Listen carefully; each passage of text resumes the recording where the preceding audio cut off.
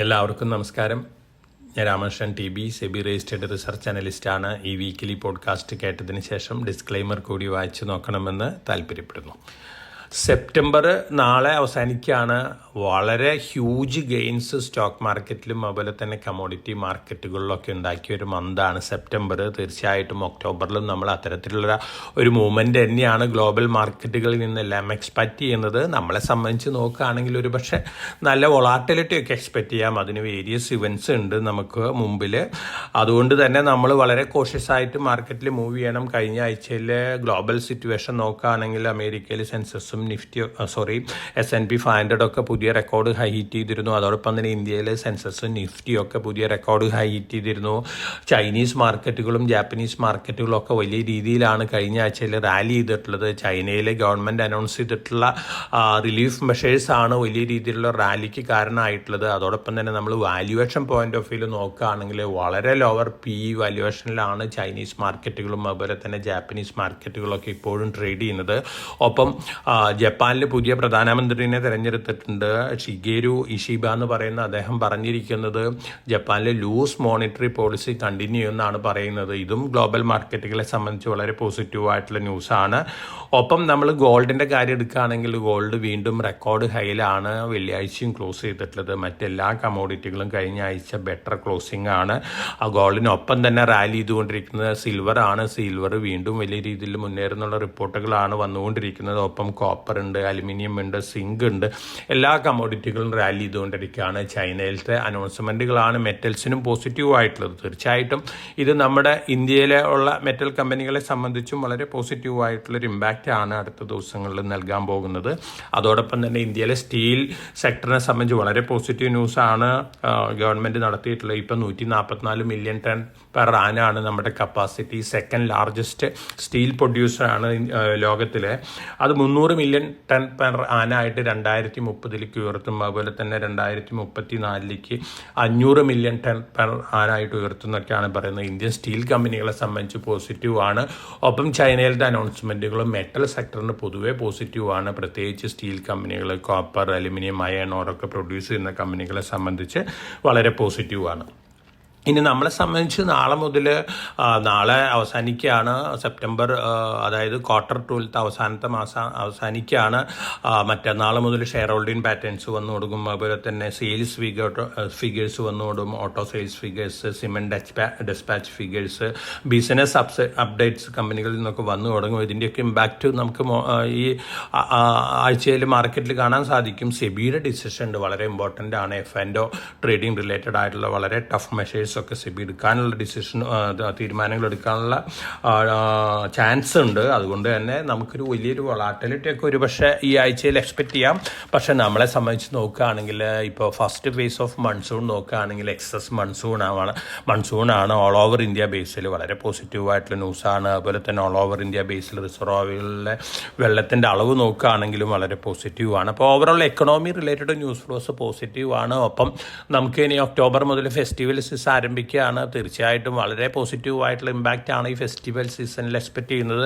35 ലക്ഷം marriages ആണ് നടക്കാൻ പോകുന്നത്. അപ്പോൾ ഹോട്ടൽ സെക്ടറിലുള്ള സ്റ്റോക്കുകൾ, ലക്ഷറി ഐറ്റംസ് വിൽക്കുന്ന സ്റ്റോക്കുകൾ, ജ്വല്ലറി സ്റ്റോക്കുകളൊക്കെ വളരെ പോസിറ്റീവായിട്ട് റിയാക്ട് ചെയ്യാനുള്ള സാധ്യതകളാണ് കാണുന്നത്. നമ്മൾ ഹോട്ടൽ സെക്ടർ നോക്കുകയാണെങ്കിൽ ഇന്ത്യൻ ഹോട്ടൽസ്, ITC 2 സ്റ്റോക്കുകളും മുന്നേറാനുള്ള ചാൻസാണ് കാണുന്നത്. അതുപോലെ ലക്ഷറി സെഗ്മെൻറ്റിൽ നോക്കുകയാണെങ്കിൽ കല്യാൺ ജുവലേഴ്സ്, ടൈറ്റൻ, അതുപോലെ തന്നെ വെൽനെസ് സെഗ്മെൻറ്റ് നോക്കുകയാണെങ്കിൽ ഖായ, ഹൊണാസ, അതുപോലെ തന്നെ ഇമാമിയൊക്കെ മുന്നേറാനുള്ള ചാൻസസ് തന്നെയാണ് കാണുന്നത്. ഒപ്പം ടെക്സ്റ്റൈൽ റിലേറ്റഡ് രംഗം നോക്കുകയാണെങ്കിൽ ട്രെൻഡ് നമ്മുടെ തന്നെ സ്ട്രോങ് പിക്കുള്ള ഒന്നാണ് ട്രെൻഡ്. ഒപ്പം അമ്യൂസ്മെൻറ്റ് പാർക്കുകളുള്ള വണ്ടർല, ഇത്തരത്തിലുള്ള സ്റ്റോക്കുകളിലൊക്കെ നല്ല രീതിയിലുള്ള മുന്നേറ്റം നമ്മൾ ക്വാർട്ടർ 3 എക്സ്പെക്റ്റ് ചെയ്യുന്നുണ്ട്. അതുകൊണ്ട് തന്നെ മാർക്കറ്റ് വൊളാറ്റിലിറ്റി താഴെ വരുമ്പോൾ ഇത്തരത്തിലുള്ള സ്റ്റോക്കുകളിലൊക്കെ ഒരു ബൈങ് കാണാനുള്ള ചാൻസസ് ഉണ്ട്. തീർച്ചയായിട്ടും പോസിറ്റീവായിട്ടുള്ള ന്യൂസ് ഫ്ലോസ് ആണ് വന്നുകൊണ്ടിരിക്കുന്നത് പല സെക്ടറിൽ നിന്നും. ഒപ്പം നമ്മൾ മുമ്പ് പല പോഡ്കാസ്റ്റുകളിലും റിസ്ക് എടുത്ത് ഇൻവെസ്റ്റ് ചെയ്യുന്ന ഇൻവെസ്റ്റേഴ്സിനെ സജസ്റ്റ് ചെയ്തിട്ടുള്ള 2 സ്റ്റോക്കുകളാണ് റിലയൻസ് പവറും റിലയൻസ് ഇൻഫ്രയും.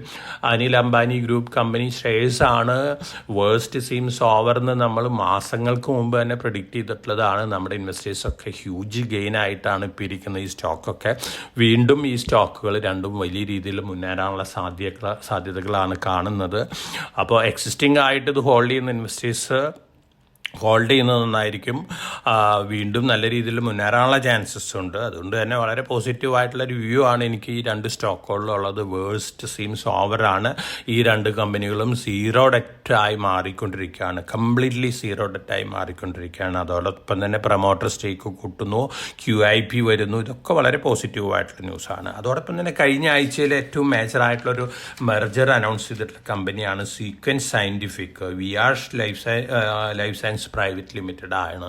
ഈ മെർജറിന് ശേഷം ഈ കമ്പനിക്ക് വളരെ പോസിറ്റീവായിട്ടുള്ള ഇമ്പാക്റ്റാണ് നൽകാൻ പോകുന്നത്. തീർച്ചയായിട്ടും ലോങ് ടേം പോയിന്റ് ഓഫ് വ്യൂവിൽ ഡെലിവറി ബേസിൽ വാങ്ങി സൂക്ഷിക്കുന്ന ഇൻവെസ്റ്റേഴ്സിനെ സംബന്ധിച്ച് വളരെ പോസിറ്റീവായിട്ടുള്ള ഇമ്പാക്റ്റാണ് ഈ മെർജർ നൽകാൻ പോകുന്നത്. വളരെ പോസിറ്റീവായിട്ടുള്ളൊരു ഡിസിഷനാണ് ഈ മാനേജ്മെൻറ്റുകൾ എടുത്തിട്ടുള്ളത്. ടേൺ ഓവറിനെ ഡബിൾ ചെയ്യാണ്. അതോടൊപ്പം തന്നെ അടുത്ത ഫിനാൻഷ്യൽ ഇയർ തൊട്ട് പ്രോഫിറ്റബിലിറ്റിക്ക് മാറുകയാണ്. തീർച്ചയായിട്ടും വളരെ പോസിറ്റീവായിട്ട് ന്യൂസാണ്. അപ്പോൾ delivery Basil long term point of വ്യൂവിൽ ഡെലിവറി എടുക്കുന്ന ഇൻവെസ്റ്റേഴ്സിന് വാങ്ങി വയ്ക്കാവുന്ന ഒരു സ്റ്റോക്കാണ് സീക്വൻസ് സയൻറ്റിഫിക്. ബജാജ് ഓട്ടോ നമ്മുടെ തന്നെ ഒരു ടോപ്പിക്കുകളൊന്നാണ്. വീണ്ടും വലിയ ന്യൂസ് ഫ്ലോസ് ആണ് വന്നുകൊണ്ടിരിക്കുന്നത്. എഥനോൾ ബൈക്കുകളും കൂടി അവർ ലോഞ്ച് ചെയ്യാൻ പോകുമെന്നുള്ള റിപ്പോർട്ടുകളാണ്.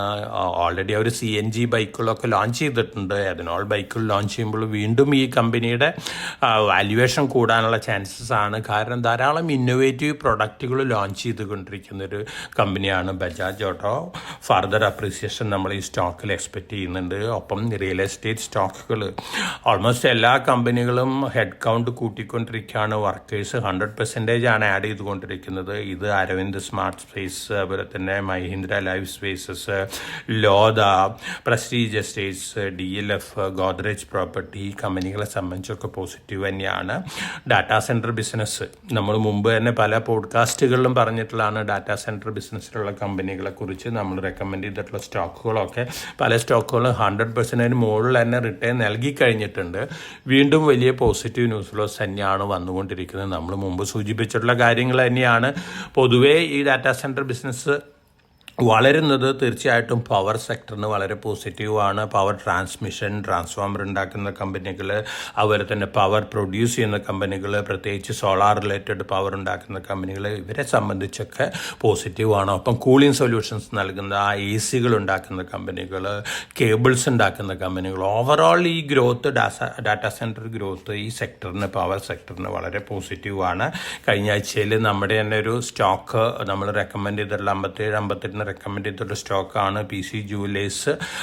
170 rupees വരെ ഉയർന്നിട്ടുണ്ട്. Stock split ഡിസിഷനാണ്. ഓൾമോസ്റ്റ് എല്ലാ ഡ്യൂസും ബാങ്കുകളായിട്ട് 1 ടൈം സെറ്റിൽമെൻറ്റിൽ കൂടെ അത് സെറ്റിൽ ചെയ്തിരിക്കുകയാണ്. വളരെ പ്രോമിസിങ് ആയിട്ടൊരു കാര്യമാണ് ഈ ജ്വല്ലറി മാനേജ്മെൻറ്റ് നടത്തിയിരുന്നത്. അതോടൊപ്പം തന്നെ ഇതിൽ ഇൻവെസ്റ്റ് ചെയ്തിരുന്ന ഇൻസ്റ്റിറ്റ്യൂഷൻ്റെ കാര്യം എടുക്കുകയാണെങ്കിൽ ബമ്പർ ഗെയിൻ ആയിട്ടാണ് ഇൻസ്റ്റിറ്റ്യൂഷൻസ് ഇപ്പോൾ ഇരിക്കുന്നത്. കാരണം അവരെല്ലാവരും ഡെറ്റ് ഇക്വിറ്റി ആയിട്ട് കൺവേർട്ട് ചെയ്യാൻ ഉണ്ടായിട്ടുള്ളത്. വളരെ വലിയൊരു ഗെയിനാണ് ഇൻസ്റ്റിറ്റ്യൂഷൻസ് ഈ ബാങ്കുകൾക്കൊക്കെ ഉണ്ടായിട്ടുള്ളത്.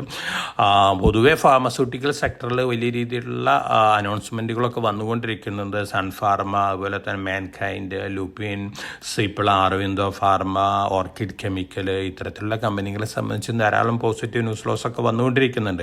അപ്പോൾ ഓവറോൾ നോക്കുകയാണെങ്കിൽ നമുക്ക് Q3 എക്സ്പെക്റ്റ് ചെയ്യാൻ കഴിയുന്നത് നല്ല ഒരു ന്യൂസ് ഫ്ലോസ് ആണ്.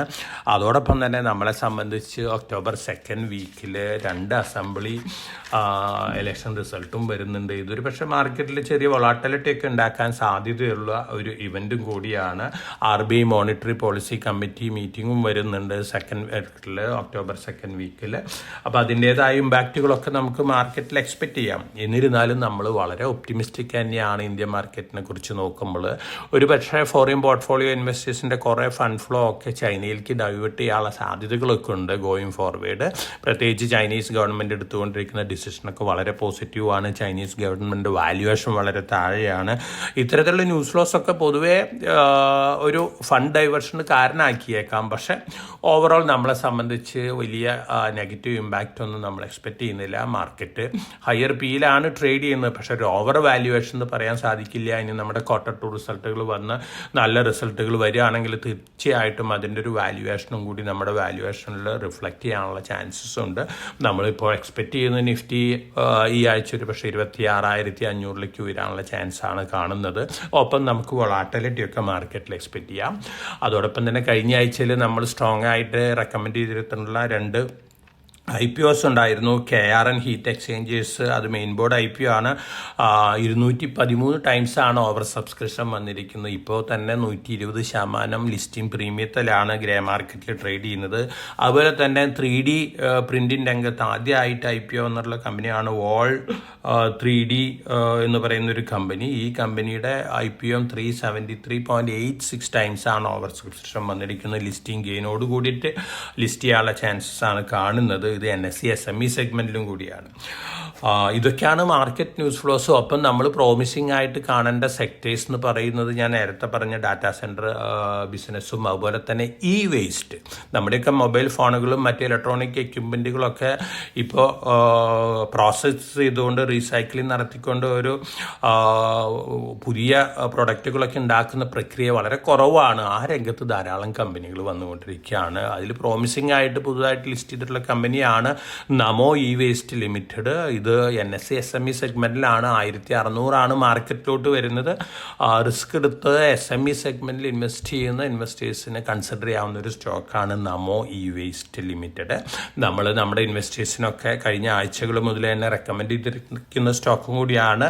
അതുകൊണ്ട് തന്നെ ധാരാളം ഇൻവെസ്റ്റേഴ്സ് ഒരു പക്ഷേ ഇത് ഹോൾഡ് ചെയ്യുന്നുണ്ടായിരിക്കാം. എന്നിരുന്നാലും ഞാൻ ഒന്നുകൂടി പറയുകയാണ്, ഇത്തരത്തിലുള്ള സ്റ്റോക്കുകൾ മാർക്കറ്റ് വോളാറ്റിലിറ്റി താഴെ വരുമ്പോൾ ലോങ് ടൈം പോയിന്റ് ഓഫ് വ്യൂവിൽ വാങ്ങുന്നൊരു ഡിസിഷനൊക്കെ നന്നായിരിക്കും. അപ്പം ഞാൻ നേരത്തെ സൂചിപ്പിച്ച ഡാറ്റാ സെൻറ്റർ ബിസിനസ്സിലുള്ള സ്റ്റോക്കുകൾ, സീക്വൻസ് സയൻറ്റിഫിക് ഒരു റീറേറ്റിംഗ് ഹാപ്പൻ ചെയ്യാൻ പോകുന്ന ഒരു കമ്പനിയും കൂടിയാണ് സീക്വൻസ് സയൻറ്റിഫിക്.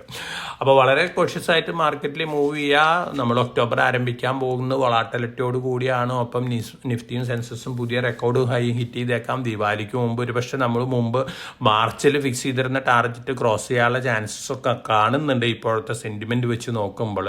പക്ഷേ ഇസ്രായേലും ഹമാസും തമ്മിൽ വലിയ രീതിയിലുള്ള വാറാണ് നടന്നുകൊണ്ടിരിക്കുന്നത്. അതുകൊണ്ട് തന്നെ അതിൻ്റെ ഒരു ഇമ്പാക്റ്റ് ഒക്കെ ഒരു പക്ഷേ അടുത്ത ദിവസങ്ങളിലൊക്കെ കാണാൻ സാധ്യതകളുണ്ട്. എന്നിരുന്നാലും നമ്മളെ സംബന്ധിച്ച് we are on a safe wicket എന്നാണ് എൻ്റെ ഒരു കാൽക്കുലേഷൻ. അതുകൊണ്ട് തന്നെ വളരെ പ്രോമിസിങ് ഡേയ്സ് ആണ് നമുക്ക് മുന്നിലുള്ളത് എന്നുള്ള എക്സ്പെക്റ്റേഷനും കൂടിയുണ്ട്. എന്നിരുന്നാലും അറ്റ് എവരി റൈസിൽ നല്ല പ്രോഫിറ്റബിലിറ്റി ഉള്ള സ്റ്റോക്കുകളിലൊക്കെ കുറേ പ്രോഫിറ്റ് എടുക്കുന്ന ഡിസിഷൻ നന്നായിരിക്കുന്നതാണ് എൻ്റെ ഒരു സജഷൻ. അപ്പോൾ എല്ലാവർക്കും നല്ല ഒരു ഇൻവെസ്റ്റിംഗ് വീക്ക് ആശംസിച്ചുകൊണ്ട് ഞാൻ ഇന്നത്തെ വീക്കിലി പോഡ്കാസ്റ്റ് ഇവിടെ അവസാനിപ്പിക്കുകയാണ്. Thank you.